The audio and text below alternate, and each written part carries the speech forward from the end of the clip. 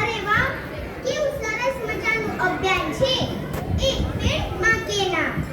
હું પણ આ અભિયાનનો હિસ્સો બનીશ અને માં તારા નામે એક વૃક્ષ વાવીશ. મારી મમ્મીનું નામ છે લીલાબેન. તો લી પરથી હું વાવીશ લીમડી. હેલો હેલો પપ્પા, તમે બજારમાં ગયા છો ને? તો આવતા મારી માટે એક લીમડીનો છોડ લાવશો? થેન્ક યુ પપ્પા. યે એક પેડ માં કે નામ. પપ્પા આવતા થશે, હું ખાડો ખોદી દઉં. આ જગ્યા